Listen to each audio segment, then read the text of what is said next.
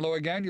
This is Charlie, and you're listening to the Homebuyers Hour on WCPT AM 820, and that's where the facts matter. In the studio with me right now, I have Mr. Andersonville. He's my favorite real estate agent. His name is Olin Eargle. Olin, please tell us a little bit about you, your company, and how long you've been in the business. Give us the scoop, please. Absolutely. Thanks, Charlie. I kind of get pigeonholed as Mr. Andersonville a lot. I guess Mr. Chicago is already taken, right? The hell with that. It's not already taken. Congratulations, Mr. Chicago. You have now been promoted. I guess I gotta buy that website now too. No, I'm a real estate broker here in Chicago. I used to live in Andersonville for the greater part of my time here in Chicago, so that was my neighborhood of choice, and just know so much about it that I just was deemed Mr. Andersonville. I do still live very, very close to there. I live here on the north side. I've been in real estate for going on 13 years. I work with At Properties Christie's here in Chicago. I have a small team of agents that I work with. We offer concierge-level hospitality. I love that statement. As our brand. The reason that came about is because there are so many different discrepancies of what type of agent you could be, what type of agent you could hire, and we try to really just focus and be very hospitable. And I'm also a walking dad joke, so hospitality. So there you go. I'm going to use that because I am a walking dad joke giver, for what comes to it. I'm trying to trademark it. We'll see if that works. But we do offer much more than just being an agent, doing a transaction, and calling it a day. Excellent. And I want to talk more about that because, one of the biggest things that I keep pushing on real estate agents is you don't sell houses, for crying out loud. And I'm going to do a little derogatory towards the real estate agent profession right now. You do more than just unlock a door and fill in blanks in a real estate contract, all right? What you're really selling is yourself, your knowledge, your experience, and everything else that you're going to be helping a client. And there's a vast difference between one and the other. Remotely, we have Joey Matthews, self-named the world's okayest mortgage broker. But in all reality, you are my favorite mortgage broker, all right? So, Joey, if you don't mind, give us a little bit about you, your company, and your team. And I know you have a team. I do. Hey, guys, Joey Matthews, NMLS 1330694, working over, running the Frontline Team over at the Federal Savings Bank. Essentially what the Frontline Team is, I built something that it's a bunch of fire, military, cop, teacher, nurse, the whole shebang, people with backgrounds like that. And I build them into fantastic mortgage bankers who don't get loans denied. And if they do, they're gone. So that makes you sound so harsh, and I know you're a better human than that. All right? I mean, I get it where you're coming from, and that does deserve a little bit of attention. The reason why they don't close is because you're little... Boy, this almost sounds derogatory, Joey, so I'm going to apologize in advance. You're a little anal retentive when it comes to making sure all the T's are crossed and I's are dotted. Is that a fair statement, or is that me being mean? No, but that's how I want my bankers to be, too. So if they don't want to work in that same way to make sure that they're not, muddying our name, it's a good name, then they can go somewhere else where they can throw crap at a wall. I'm okay with that. If they don't work with me and throw crap at a wall, I'm okay with it. Amen. And really, that's all of our professions. We know that there's good and bad in each one of our trades. And and the sad thing is, the bad ones, I get it. They come and they go. They left, all right? The only problem is, in their wake, they leave a bad reputation. And the rest of us have to live with that because we choose this as our career, all right? And I just want to keep trying to figure out a way that I could tell people, Joey's different. Joey, A, he knows his stuff. B, he can go ahead and get other people involved in his stuff. And, even though humans make mistakes, you really don't make that many. Yeah, and if a mistake is made, I never want someone to just stare at the mistake, fix it. Just fix it. If everyone is focused on the mistake and they're trying to blame everybody, stand there and say, hey, guys, this is my fault. Now let's fix it. Once you have someone to blame, everyone can move on. See, this is you going back to the firehouse and your military experience. Continue the mission. Proceed with the mission. Task-oriented skills. Exactly. Yeah. Complete the mission. Yeah, you made a mistake. Fix it and move on. And Olin, you're basically the same way. Yeah. I have no problem acknowledging that there was a mistake that was made and then how to remedy it. And that's how I judge humans. Yeah. Who's perfect? Nobody's perfect, but I judge them how they handle the mistakes. I hate whenever I'm put in a position where I'm now also taking up for both sides, both the other agent in the transaction, other attorneys, the lender, myself, the client. It's hard sometimes to but you have to just remedy the situation. And what Joey just said about crossing the T and dotting the I want every T crossed. Yeah. When we're at the closing table, if one got forgotten, that could throw off the entire transaction. So I appreciate Now your T is an L. Yeah, and that doesn't spell the same property address. Exactly. You're buying the wrong house. I'm trying to figure it out. Now your T's and L's? If your T's not crossed. If you don't cross the T, it's just an L. Oh my goodness! All right, I may not be the. Someone get that man a piece of paper. Oh my God! Show him how a T is made. I am not the smartest guy in the world. I'll concede that, but I am very consistent. All right. I will tell you an example. This is not a T or an L, but it's a letter-related story. I had a couple. One of them's first name was Matthew. Yeah. The other person's last name was Matthews with an S.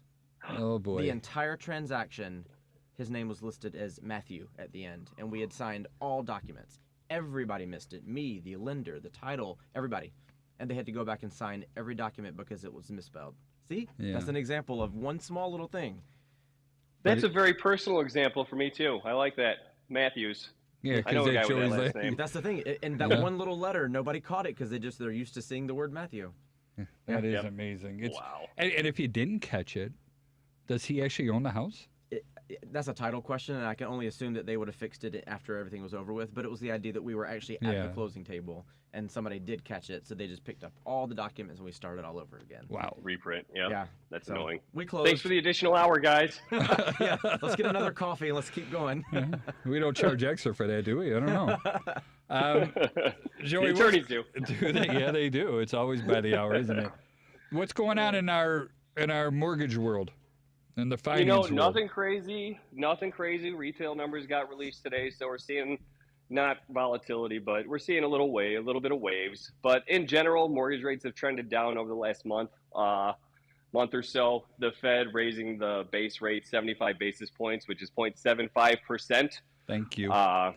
Is a good thing. Yeah, I know it. I'm glad I didn't say bips this time. There you go. It's a good thing. It has a positive effect on the mortgage market in general. So people are buying into mortgage-backed securities, which is what pushes rates lower. They buy different coupons at 0.5% levels, and based on the coupon being bought, pricing changes for rates. And yeah, the 10-year Treasury is still below 3. It's hovering at about a 2.8% yield today. So I know that my benchmark for the last several months, I've said, 3. We got beyond 3 right after the June inflation data got released, and then we came right back under. So I think we're gonna stay solid for a little while here. If I think in the next 10 months or so, we'll see a stronger trend downward in rate, but I'll just keep my eyes on it. But yeah, nothing crazy going on. The Fed doesn't meet again until next month. And that's when we'll see the effects of any CPI data, core consumer price index data releases by then, the inflation numbers. And I don't see that we're in that severe of danger. I mean, and I'm no financial expert, so I'm only going from what I've heard in the past.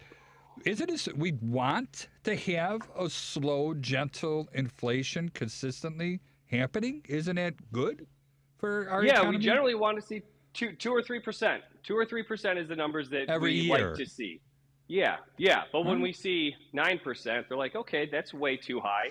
So that's what the problem has been. But I mean, if you take out the high volatile index numbers for food and energy, I mean, CPI was closer to 5. So we're not as bad as it necessarily. Well, I mean, 5 isn't good when you're looking for 2, but it's still not as bad as this big 8 or 9 number looks like. Especially when we know that food isn't coming down so much, but energy is coming down. So, which is good, and that needs to be. To me, it's always the gasoline prices, energy has always been a big indicator about people's lives. we're so dependent on gasoline and driving to and from wherever we're going. It's like a necessity. It should almost be put up there with food, water, and shelter. Because Story of my life. Isn't it? Yeah. You need that gas and to make things happen. And I get it. During COVID, there was a bunch of money dumped into the economy. The infrastructure bill, this one that's just coming up, that's a whole lot of money going into the economy. And yeah, I could see inflation is going to be happening, but hopefully they could do whatever they need to do. And I don't know what they need to do just to keep it at a slow mo. But I've noticed personally in the real estate business that, the market has actually picked up. And, there's more houses on listed for sale. I've been finding that my buyers are actually able to negotiate more. They've been having a little bit more power that comes with it. I don't know, last year or whatever, and Olin, disagree with me if you will, but last year a home buyer had no power. They had not only did they have to take the house exactly as is, but then they also had to give more than what they felt the house was worth, That's if they got it. If they got it. And Yeah. then they ended up Yeah. losing them a whole bunch over and over again. Yeah. But that's gone away? Are you seeing it too, or is it just me? The way that I've been describing it to people who are asking the exact same question is, in February of this year, if you made an offer, you might be one of 12. Whereas today, if you make an offer, you might be the only one or one of 2. So that gives you more power. There's still a lot of movement within the market. It's Yeah. still very healthy, but it is not as difficult as it was to go under contract earlier in the year and the end of last year. I mean, I have a number of clients that I've written 5, 6, 7 offers for, Okay. and just cannot win. We just can't because there's so many buyers in the pool of current Chicago buyers, and the inventory was lower. But the way that our vice president at Properties has been describing it, I love this analogy, is that from January to June, we've been going 100 miles an hour. All right. So we just gotten off the off-ramp, and we're still going, we're slowing down, but it's not come to a standstill. Good. So that idea is now we're back down to 75 miles an hour. Yeah. So that's kind of the way that I'm thinking about it, is we're still kicking, we're still moving along, properties are still being listed, buyers are still making offers. It's just not as crazy as it was earlier in the year. Thank God. And 100 miles an hour is just a little too reckless. That And a lot was- of people were doing a lot of reckless decisions. It was, for people who got into the business in 2020 and 2021, I cannot imagine what their first year was like, because it was not normal. It was absolutely out of the ordinary. I was very successful for my clients during the virus. Yeah. 2020 was actually my busiest year. Here. In real estate. Yeah. And it was surprising. It was welcomed, but I had to pivot and do a lot of things differently. But now that it's slowed back down, I feel like I'm back to normal again. I like that. Yeah, that 100 miles an hour was not what we were prepared for or expecting, nor was it normal. What do you see your percentages between helping somebody find the house or helping somebody list their home for sale? What's your stats?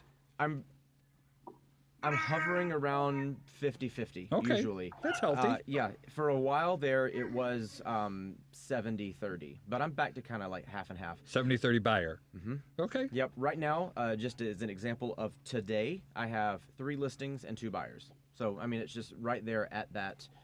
Something closed last week, so it took that number off, and it changes it every once in a while. New buyers are still coming into the market. I just got a phone call the other day. Somebody's interested in speaking about it. I think that this time frame is very interesting because we're getting out of summer. Kids are going back to school. Families are kind of starting to think what fall's going to look like for them. Not any more summer travel for vacations and things of that nature. So I think that this time of year is when it's going to start ramping back up again, because summer is usually in Chicago a much more slow period traditionally. Yeah. Yeah. And then for me, we stay busy. I'd say till a little bit after Thanksgiving, right before around Christmas time is when things slow down for us. And then usually, February. And Joey, you got to tell me a little bit about this if I'm way off base, and Olin too, jump on here. But I always have my reasoning why February it starts to pick up again is I think that people start getting their income tax refunds, and they had some big ones. And they use that money to go ahead and put as a down payment, because those houses that we get in the early part of the year tend to be smaller, more starter homes where it comes in there. What do you guys think of that? Am I just wackadoodle or what? I mean, No, I totally see it. I have buyers that'll contact me that are like, "Hey, I'm waiting for my tax return for money towards the house, but we're looking to buy. So no, you're absolutely correct. I do get that call a few times during tax time. And I'll expand on it. I think there's actually two additional reasons. Traditionally, if a property goes on the market and sits for a longer period of time, it might have had a price reduction, or it might be more attractive to a buyer. If it was on the market in December, January, February, and it's still there, they might have a bit more buying power. But also, it is when the seasons start to change. And we love Chicago, but we're sick and tired of the weather when it comes to, January, February. We're ready for the spring to actually kick in. Yeah. And people start itching. They're like, I'm ready to go. And so I think February is actually what we should be calling the start of spring, because if you wait till March 1, you're a bit late. I agree. Yeah. And it seems like our temperature's twisting around a little bit. So let me go on to listings. And, before we get into that, I want to go around the horn real quick and just give out contact information in case anybody want to get hold of myself. Again, my name is Charlie Bellefontaine. I own Chicagoland Home Inspectors. Our website is www.thehomeinspectors, and that's plural ORS, and it's a .com. Our phone number is 312-544-9180. And please, feel free to give us a call, text, do whatever. I never charge to talk to anybody on the phone. And I do get a lot of phone calls where somebody might be having a mold issue they want to discuss, or cold drafts, or a problem with their windows. If we can diagnose this with photos and text, I'll do it, and I happen to do that every single day where somebody does this. If we have to come out to your property, we will charge. A main focus of our business is going to be actual home inspections and the ancillaries that go with them. Olin, please. So again, my name is Olin. I usually just use my first name, kind of like Oprah or Cher, just the one name in Chicago. But my name's Olin Eargle. Again, I'm with At Properties Christie's here in Chicago. My cell is 312-771-1328, and I do respond very quickly to text or voicemail if I'm not available. My email address is Olin, OLIN, at atproperties.com. But my ask is that you also follow me on social media. That is where I am building my business. And my Instagram handle is Olin Sells Chicago. And we're going to go ahead and get that up on our Facebook page and on our YouTube page so people can have links to get to that. And you also have kind of a unique website. Is that still average, or is that still active? Olin Sells Chicago? Yep. So I love it. The website, Olin Sells Chicago, also my Instagram, also the YouTube channel with a couple property walkthrough videos. So that nice. Name profile travels through all my social media. Sounds good. Joey, give us the rundown on you again. Yes, sir. Joey Matthews, World's Case Mortgage, dude. 630-235-2405. That is my personal cell. You can call or text anytime. Random Wednesday, Christmas morning, I'm there. You can also find me on social media, TikTok, Mortgages Are Fun, Instagram, Joey W. Matthews, same with Facebook. So I'm all over the place. Mortgages Are Fun. Is that really the name of it? That's my TikTok. Yeah, I'm getting more active on it too, because before Tristan was born, I was doing fun stuff every day, and then after he was born, I was like, all right, well now I have no time for life again. So I'm getting back. Unbelievable. Joey, what do you think about this? We get mixed stuff in here. I invited Olin on the show this month to talk about pre-listing inspections. It's not a big common thing, but what's your take on it from the mortgage side? No, for me, I think that's huge, especially if your inspector knows the things to look for to make sure that if you're going to be selling this home, what type of loan you can accept. If you have some major issues and you do not want to, well, not even major issues, but certain issues that may prevent an automatic approval and you're trying to sell as is, handrails between landings, then if you don't want to spend the $50 to put in handrails, you're not going to be able to go FHA or VA, right?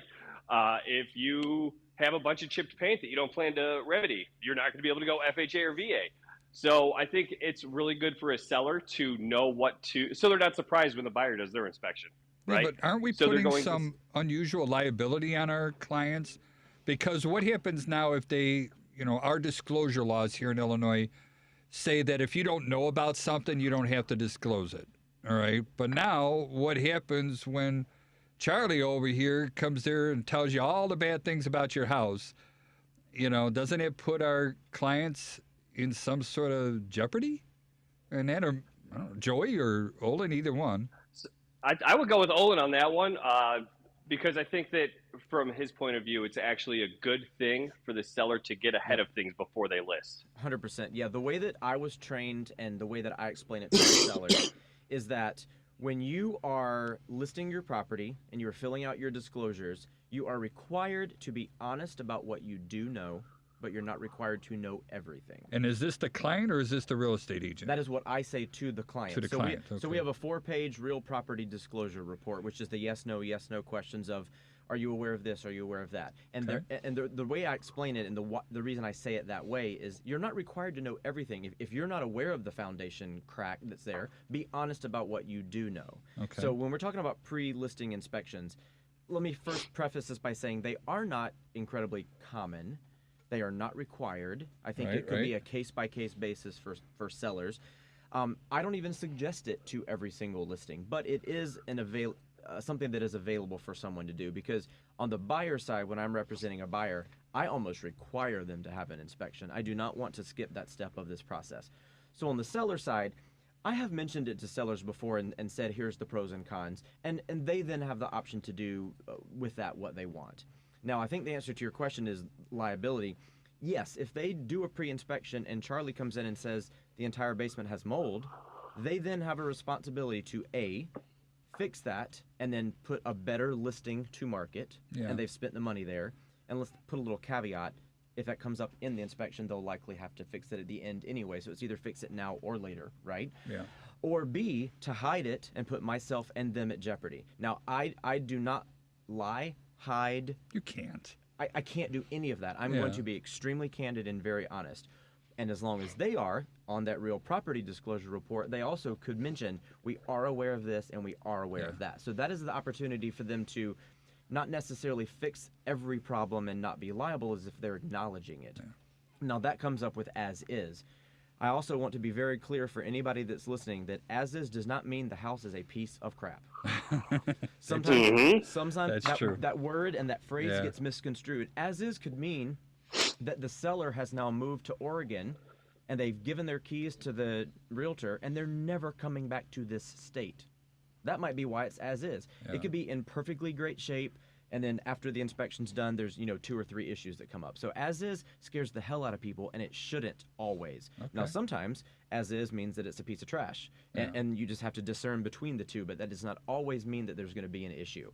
So for somebody who does not have a pre-listing inspection, they could list their home as is, and that just kind of lets the new buyers coming in know, we're not aware of these issues, but we're not going to fix anything. And you can obviously have that discussion once you're either under contract or once you're doing the showings as well. I always look at, I guess I'm going to just rephrase this and ask you, how many times or how many rounds of negotiations are there when somebody buys a house? I made him snicker. There's never, if you're not here in the studio. There's never a set number. On pen and paper, there are 4 opportunities to negotiate. It's when you make the offer, during the inspection, appraisal, and final walkthrough. Really? Those are the 4 opportunities. So most people think about the first negotiation as your biggest one because it's when you're writing the offer and you're actually coming to terms on the property. We're agreeing. Correct. I've always said, I got one person here and I'm holding up one hand that wants to buy a house. I got another person that wants to sell a house. Yep. They came together. They made an agreement to go ahead and do this.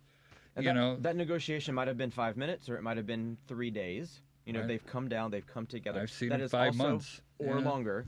Don't scare people, Charlie. It could be, Sorry. could be shorter than that, too. But once the negotiation has completed, they still haven't had the inspection yet. This is just price, terms, and the agreements. Once you have the inspection, which is your second step, there could be the second negotiation phase, and there usually I see that happening is. A lot. Yeah, absolutely. That's why you have a contingency period of X amount of days for your inspection for the attorney review. So they're going back and forth over the entire agreement you've just made. So if some of these home inspection questions come up at that point, then you get a second chance to actually negotiate. Then the bank sends out, and maybe Joey can talk about this process and any of those negotiations, but the appraisal happens. If the appraisal comes in at a different amount than what's been negotiated for your contract, then you also have another opportunity for a negotiation at that point before getting all the way to the end and we do a final walkthrough. This is one of the least talked about but still most important times, is actually to do a final walkthrough before you close on a property. And what if the seller took the microwave? What if the movers moved the wine fridge? What if something was taken? What if they damaged? You have that opportunity to negotiate at another time as well. So technically 4, not 4 only, but technically 4 that you start with, yeah. What do you think about that appraiser stuff, Joey? So appraisers aren't inspectors, right? So they're not going to catch everything an inspector's going to catch. But I know that when we bring up the renegotiating the contract, things that may be gone, and obviously we have more of a leg to stand on with our buyers now when an appraisal does come in short, because I haven't seen an appraisal gap waiver in probably 3 months, right? So if if the appraisal comes in a little bit short and you're still comfortable with closing and it's only affecting your at closing loan to value, then hey, do whatever you want. I leave that up to the realtors. I just let them know what happens. But when an appraiser comes back and there's an appraisal that's subject to conditions, then we get, we let them know, like, hey, the appraiser says this needs to be fixed, that needs to be fixed. And depending on the loan type, you may be able to do escrow holdback. You may be able to do a variety of things without actually having the appraiser have to come back and reinspect. It's totally situationally dependent in what is going on with the actual requirement. If the roof is blown off, we're going to need a new roof, right? I don't suggest getting an appraisal done on a house without a roof. That's obviously a very wild statement, but there are some times where I see appraisals come back with like significant damage to the house. I'm just like, why? What is going on here, guys? There's literally just a huge burned out hole in this wall. What are we doing? So inspection is huge and great for negotiating. The appraisal is going to be a little more important for us as lenders, because if something comes back, knowing if we're going to do escrow holdback, if we're going to do a credit, if we need something fixed, and how to remedy those things. Well, Joey, I just had one 2 months ago where the appraisal said that there needed to be a handrail installed on the stairwell going to the basement, and they did not have to come back and look at it. They just required that the seller took a photo of it as proof that it was installed, and then we were able to close. So sometimes it can be. Was this FHA or VA? It was FHA. Yeah. So, and that's the beauty too. So a lot of people don't realize that, and I'm glad that you do. A lot of lenders, not every lender can do this, but a lot of lenders have the ability to self-certify repairs. The only one that really can't be self-certified, and this is just by the definition of the book, the only one that can't be self-certified is paint repair. The lead paint fixes. Thank you, Photoshop, because I've seen houses that get Photoshopped pre-listing, and then I see the inspection come back, and I'm like, this is not the same house that I just saw on the internet 2 minutes ago. So they don't allow that one. The appraiser has to go back out to certify paint repairs, but basically almost anything else, unless it's a huge issue, it can be self-certified by the lender, if they have that ability with the FHA or VA. Nice. It's also an underwriter discretion thing. And I also remember hearing you say about even when the appraised value comes back, if there's other ways around it if you don't agree with it, right? Absolutely. So depending on your loan type, my favorite is VA because it gives you 2 chances to appeal. On a VA loan, if the appraiser is having trouble coming up with value, they will initiate something called Tidewater that gives them an additional 3 days to go to the realtors, ask for additional comps, send those back to the appraiser. Hopefully we get value. If they still come in short, we can go into a process called the Reconsideration of Value. And you can do this with conventional and FHA as well. The difference between conventional and FHA versus VA is that when you do an appeal with conventional and FHA, the appeal goes straight to the appraiser. And then we are dealing with the appraiser to try to come up with a higher value, which right off the bat, I've always seen this come back from the appraiser like, hey, I know how to do my job. And they get real huffy and puffy unless they actually miss something, right? Yeah. And then they'll apologize. But if they feel like we are just telling them that they're doing a poor job on their appraisal, people get very attached to their work. They take all logic out of it and they just go straight to emotion. What's nice about VA, the appraiser is not allowed in the process at all. The appeal goes straight to the VA directly. So there's 100% logic. So if you have the data to support the value, you will get the value. The VA ROV process, Reconsideration of Value process, has a 70% success rate. I love to hear that. That's huge. Yeah. And when I say success rate, I mean raising the value to the purchase price. Well, what's so nice I know is you just hit it on the head. You take the emotion out of it by putting some outside, uninvolved third-party person who has no stake on it. You know, they just look at the numbers, look at the data, and that's it. That's awesome. Thank you for sharing that. Yeah. That all makes me all fuzzy on the inside. I'm all good. Oh, I like making you tingly, Charlie. Hey, I am. All right, but we're here for pre-listing inspections, and I want to take the stance, and I'm going to debate with Olin here saying don't do it. All right, I love doing the opposite of what I really feel. So Olin, tell me, why should I get a pre-listing inspection? And why should I hire a good company or a junky company? And what should I do with that inspection? You know, public or private? A positive reason to do a pre-listing inspection, in my opinion, is also for pricing. A lot of times people are going to start thinking about what their net is going to be at the end. So if they are aware and do know that there's a number of issues that their home might have, and they're able to take that into consideration from the beginning and know that they have a solid product that they're able to put on the market, that they're not going to be nickel and dimed, and I hate that phrase, but that's what everybody uses, nickel and dimed at the inspection period, it might behoove them to have any of these issues fixed previous.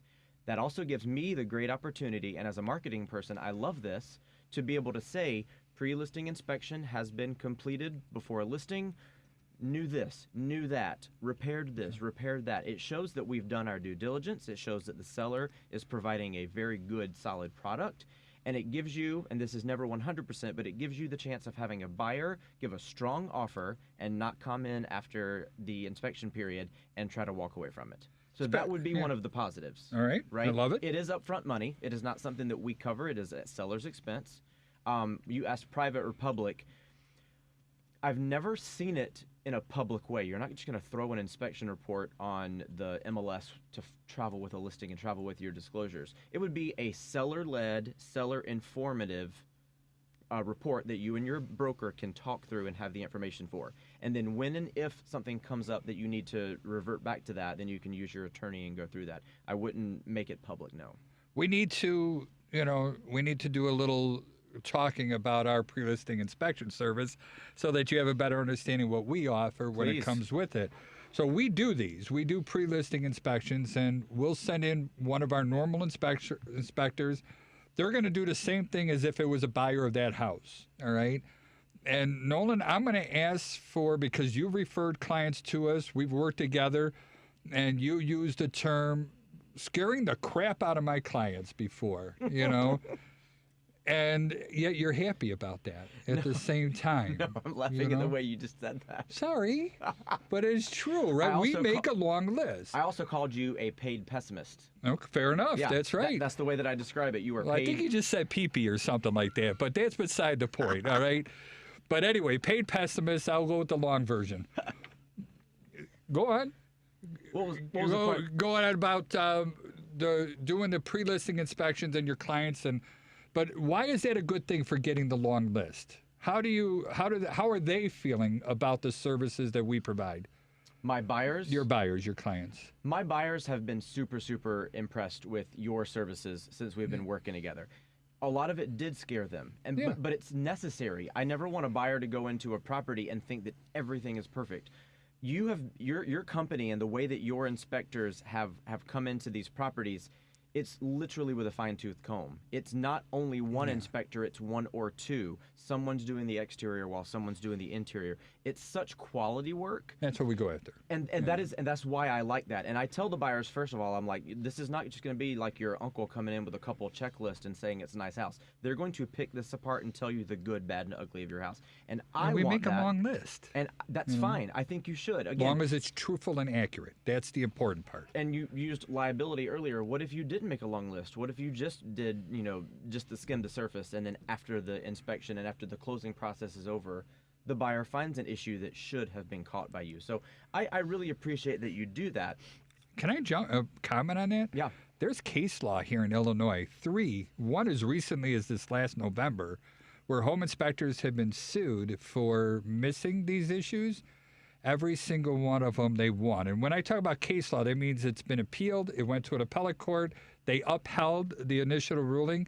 Home inspectors are only liable for the fee paid to the inspection. And if you think about it, and Joey, you've heard me mention, the education involved in home building and processes, 5 years of schooling and on-the-job training for the electrician, another 5 for plumber, another 5 for HVAC. Now you start adding in the knowledge for the roofers, the framers, the insulators, the concrete foundation guys, the telephone wiring people, the garage door builders, the concrete pourers outside, siding people, the roofers, the gutters, downspouts, everything goes on, but for 60 hours of training and a 70% chance on a multiple choice test, and I assure you home inspecting is not multiple choice when you have to find the issues, you can help somebody with the biggest purchase of their life, and that's why I think home inspectors have such a bad name, all right? But, and I get it, but now we're going in there and for, $500 or so, plus or minus, our clients are expecting all these different trades, yet you don't want to pay for all those different trades, and that's why the judges say, hold on, you get a discount from all these people, then they're going to be able to discount their liability. If you really want the thoroughness of all the different trades, then you should be hiring all the different trades. And that makes sense to me. Well, let me use an example that's extremely recent. The inspection that you guys just did for one of my buyers maybe 2 months ago. All right. They looked at the exterior and saw that it looked like on the outside of one of the overhangs of the roof that there was a little discoloration. On the inside of the home, in that exact same location, there was nothing in the wall, but they could see there was an actual dip, and I know this might be hard to describe on just listening to it, but there was a dip in the flooring underneath where the baseboard was, and he was able to actually look under the carpet and then see that the entire flooring was wet and rotted out. From the wall, you can't see anything, and from the outside, you could only see a little bit. But that was really all they were able to do. They weren't able to pull the siding off or get into the So what your inspection report said was, moisture noted here and moisture noted here and rotted floor here. So we took that information and we provided that with our asks for the seller to ask what we wanted. And we asked for X amount of dollars and did not get what we asked for, but we did negotiate and get a credit given to us at closing. Okay. After closing, my clients had had another contractor come out that was actually going to start working on this process. And when they opened the wall from the outside, which is what you were not able to do and allowed to do. Yeah. When they were able to pull the vinyl siding off the outside of the home, they saw that the seller had previously tried to remedy this and had just covered it up in a bad way. See, that's wrong. And they lied about it on the real property disclosure. Yeah. They lied about it to our faces through their attorney during the inspection period and said, "Oh, we've never known of any issues there." When they pulled the vinyl back and saw that it was literally just like a piece of tape. It was absolutely a slap in the face. So somebody did something. It is a slap in the face. And that's one of the things that really sucks is that we can't open walls. We can't pull up floors. We can't do all of that during inspection. You're doing the best job that you are actually able to do in giving us the most information possible. Absolutely. Yeah. And that even goes with the listing inspections. So going back to what we do with the listings, we're going to send our people in there. They're going to make the big long list. We're going to get that list to our client, which is the seller and their agent. And this is where you guys talk and decide what should we fix. Let's correct it now. And what's nice about doing that, and I don't know why this secret isn't getting out there, is construction has 3 magic words: good, fast, and cheap, all right? And if you have to do something in that short window between the signing of the contract and the closing date, you lost fast. It has to be fast. You can't get rid of that. You only get 2 out of 3, so now you're going to either lose cheap or you're going to lose good. All right. Usually they end up losing good because they want to be cheap. All right. But when you're in the listing side, now you got time. You don't have to rush to find the soonest available contractor and get whoever. You can find the right one for you. You might even think about fixing some of these yourself, or maybe have a friend or family that can help you do these sort of things. And I'm sure you have a network, Nolan, that has people that you can refer to that will also do some of the repair work, right? And you also don't have to make every single repair on the report or do it all before listing. You just you have can to still list the property and then maybe make repairs whenever that person, that contractor, that trade is available. Yeah. And then the second step, once all that's done, then they reach out to me again and we amend the report. All right. I mean, if something's been fixed and it's not a defect anymore, there's no reason to go ahead and put it in the report. It's fixed, it's gone, just eliminate it, and we'll shorten the report. We want it to be truthful. That's the big audacious goal. And then what we do is we have all of our names, or not our names, but the client's name, phone number, everything else is removed from the report. The address is still there. And then we load it on a website called Move-In Certified. All right. So that if you go to that website, and this way you as a listing agent, you just type in, you can find this report by typing in the address at Move-In Certified, and then they could download the actual up-to-date current report. All right. And every time we change and edit it, they could be there. Me personally, I think it's a great idea because it eliminates round two. And I get it because it's an upfront cost. And do people selling their homes, do they have a lot of upfront cost to do that? Or is mostly everything in closing?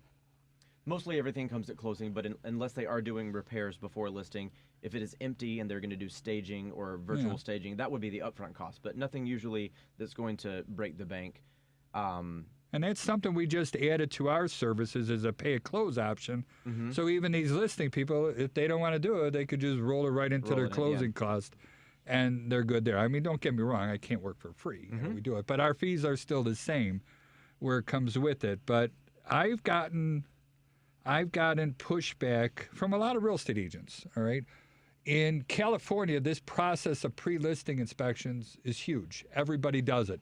The reports are out there in the open. Everybody gets them. In fact, most people, the buyers, don't end up buying an inspection. They end up going with what's already been done. That's a California thing. I was about to say, I would venture to say 9 out of every 10 buyers definitely has an inspection still here. Without a doubt, over 90%, especially in the metropolitan area. Exactly. I talked to my inspectors downstate when they're in more rural areas, and those numbers are lower.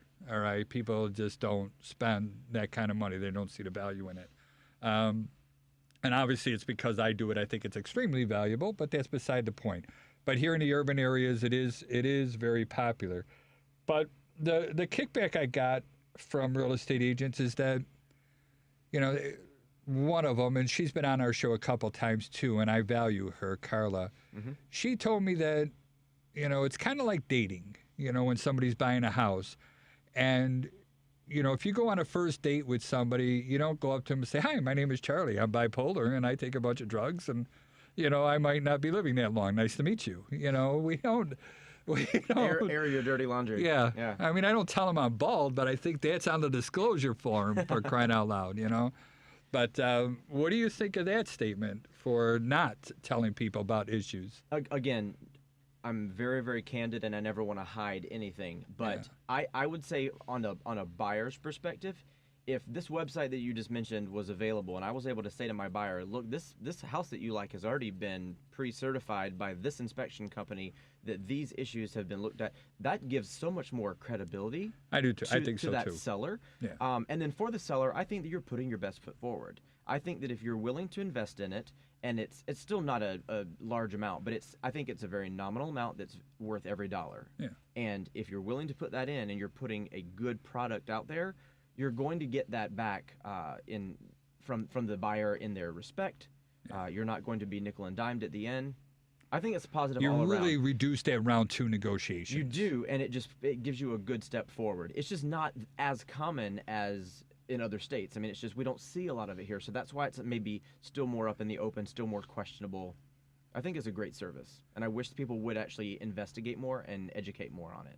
Maybe we could work together on figuring out what it would take for somebody to pull that trigger and make it work, and maybe we could be the drivers in this new change. Olin, how do people get hold of you again? Give us all your contact info, please. Sure. The easiest way is text or phone call, 312-771-1328. My email is olin@atproperties.com. And Joey, how do people get hold of you? Joey Matthews, 630-235-2405. You can find me on Facebook, Instagram, the TikToks. Yeah, He's or just charming, text or isn't call he? me. I am Whatever. not on the I'm good to go. TikToks. Yeah, I've never Dude, been. it's so much fun. It's ridiculous. I'm trying to keep up on Instagram and YouTube and everything else, but the TikToks are just, I can't do it. Well, you're not Oh my old gosh. enough. I mean, TikTok, isn't that elderly dating site? TikTok or Oh no? my gosh. My Oh. wife might murder me if it was. Unbelievable. TikTok. Find one of your lives while your life clock is slowly ticking away. Exactly. No. That's it. You've been there. You know, All right, unbelievable. we're Joey, taking what's it over your like? commercial. What's it like, Joey? Out in Arizona, I guess you got a lot of experience out there. Is that who does the inspections out there? Is that the buyer or the seller? No, I mean it's incredibly the same. The only real difference in a real estate transaction is that this is a close of escrow state in Arizona, and Illinois is table funding state. So I don't it's know a what little that bit different means. for closing. So close of escrow state, it literally means that like everything is signed, usually a day or two prior to the funding, right? So if you plan to fund on September 1st, you need to make sure that the buyer and seller have signed everything. Usually at least by did I just say September 1st? So August 31st. Okay. So that's a little bit different. And they also record obviously the deed and the mortgage and all that good stuff with the county on the close of escrow day.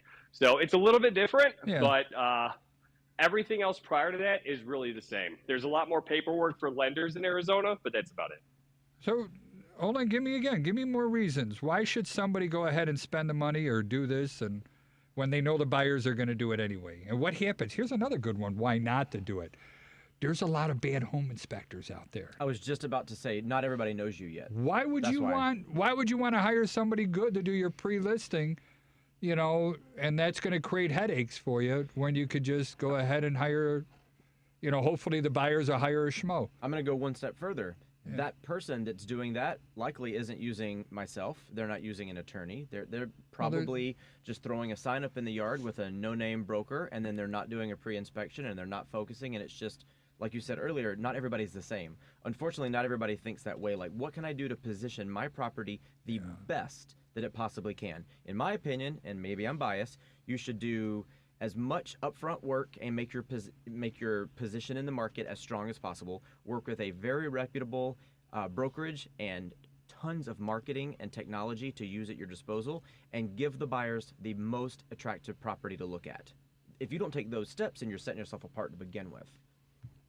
And again, not I'm everybody. speechless. No, that's awesome. Not everybody knows you. Not everybody knows your services. Not everybody knows your company yet. And so it's about, you know, there's some really great inspection companies out there. Yeah. There are some that are just not so great. And I'm one of those people that when I'm on the buyer side, if my client says to me, oh, well, I'm going to use XYZ inspection company, no, you can't do that. Like, you got to have some point to put your foot down. Yeah, and at least what they should be doing is checking the reviews. They should do a little background check on who gets out there. This is one thing that we push really hard when we start doing business-to-business relationships with real estate agents, and we have them. All right, you're one of them.